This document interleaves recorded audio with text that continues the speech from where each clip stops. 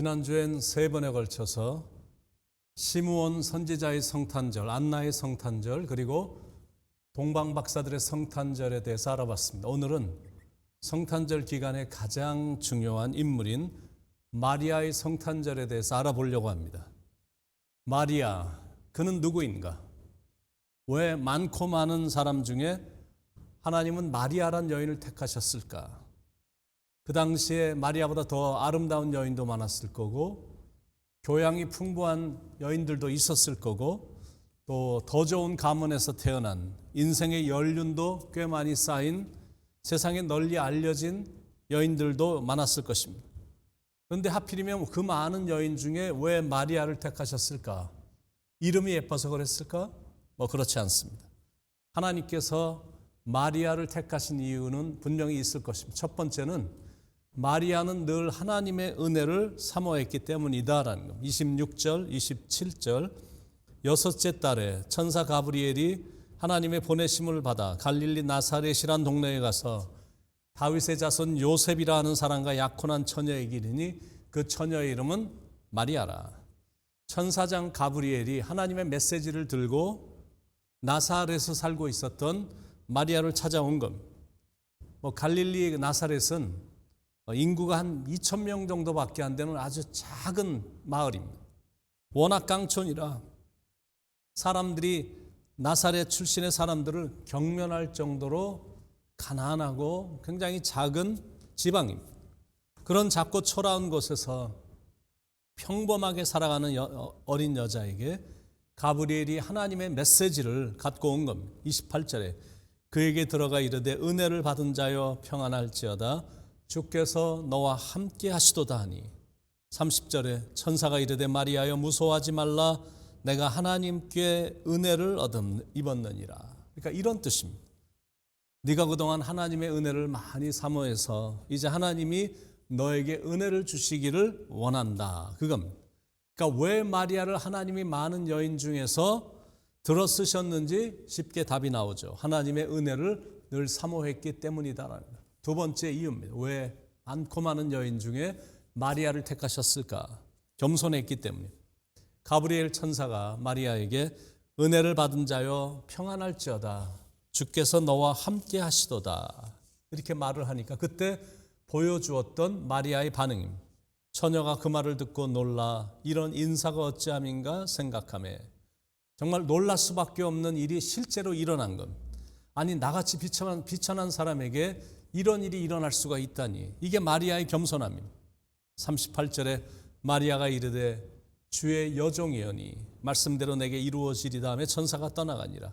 주의 여종, 개역 한글 번역에는 계집종이라고 되어 있습니다.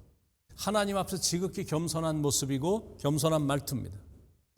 마리아는 자기 같은 사람이 천사를 만나게 되리라고는 상상조차 못했습니다. 자기가 하나님으로부터 이런 큰 은혜를 받을 것이다라고는 전혀 생각하지도 못했습니다. 왜냐하면 자기는 너무나 평범한 여인에 불과했기 때문에. 그런데 만약 마리아가 교만한 여자였다면 아마 이렇게 대답했을 것입니다. 드디어 올 게 왔구나. 내가 이 날을 얼마나 기다렸는데 드디어 왔어 드디어. 그러면 그렇지 내가 당연히 뽑힐 줄 알았지. 그런데 마리아는 전혀 그런 여인이 아니었습니다. 그저 놀랄 뿐이었습니다. 나 같은 여자가 이런 은혜를 입다니, 나 같은 여자가 이런 축복을 받다니, 하나님이 나 같은 계집종도 기억을 해 주시다니. 그러니까 이런 겸손한 자에게 하나님은 음성도 주시고 은혜도 주시고 사명도 주십니다. 교만한 자에게는 하나님은 눈길도 안 주시거든요. 그러니까 느끼는 게 있으시죠. 하나님께 은혜 받고 쓰임 받는 키는 겸손이다라는. 베드로전서 5장 5절에 하나님은 교만한 자를 대적하시되 겸손한 자들에게는 은혜를 주시느니라. 야고보서 4장 6절에 하나님이 교만한 자를 물리치시고 겸손한 자에게 은혜를 주신다 했느니라. 그래서 겸손해야 되는 겁니다.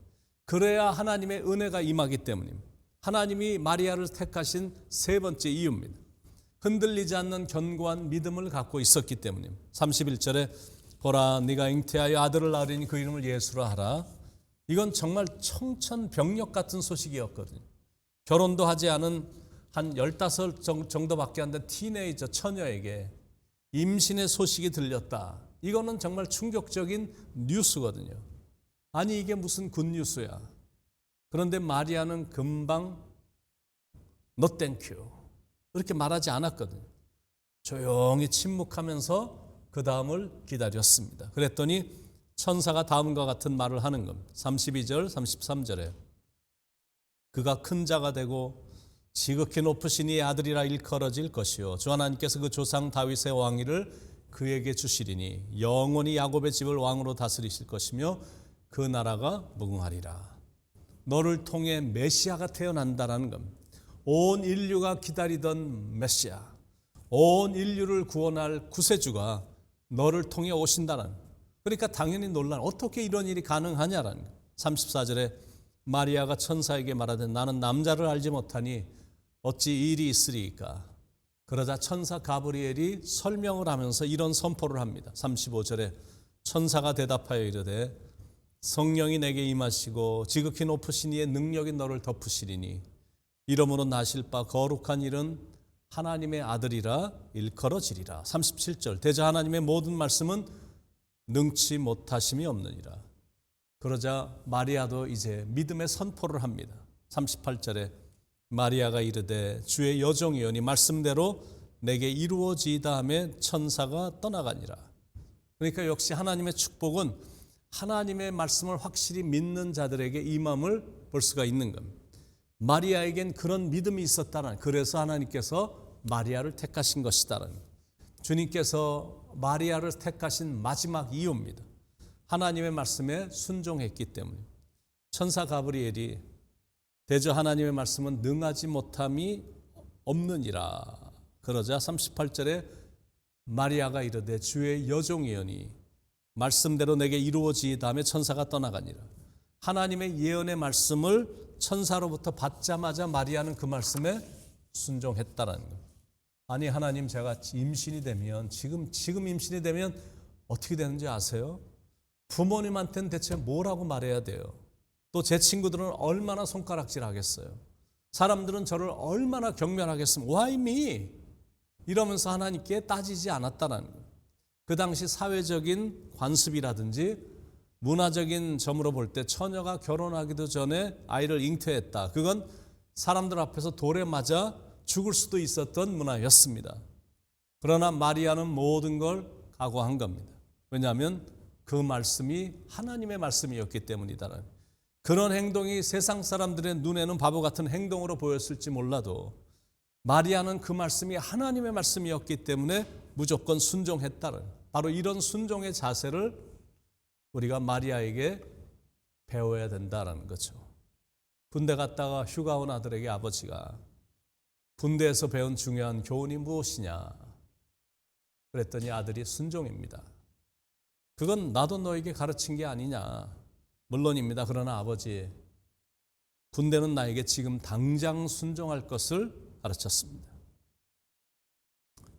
올해도 어김없이 크리스마스가 찾아왔는데 오늘 주신 말씀을 마음에 새겨 하나님의 은혜를 사모하시길 바라고 늘 겸손하길 바라고 말씀에 굳게 서길 바라고 비록 손해가 예상되고 희생이 요구된다 할지라도 하나님의 말씀에는 늘 순종하는 여러분 되시길 간절히 바랍니다. 그래서 하나님으로 축복받는 성도들이 되기를 1년 중에 가장 즐거운 계절인 이 대강절을 맞이해서 간절히 축원을 드립니다. 기도하겠습니다. 사랑의 하나님, 하나님의 은혜를 늘 사모하게 하시고 주님을 본받아 겸손하게 하시며 하나님의 말씀에는 어김없이 하나님의 말씀엔 아멘으로 받아들이고 나의 행동에서는 순종으로 나타나는 참 아름다운 신앙인의 길을 잘 걸어가도록 성령님 인도하여 주시옵소서. 오늘도 말씀해 주셔서 이 즐거운 대강절 기간에 우리의 마음이 이렇게 기쁨이 더욱더 충만할 수 있도록 인도해 주심을 감사합니다. 항상 말씀 붙잡고 말씀을 의지하며 또 말씀에 순종하며 살아감으로 하나님의 기쁨이 되는 삶이 되게 인도해 주옵소서. 예수님의 이름으로 간절히 기도드립니다. 아멘.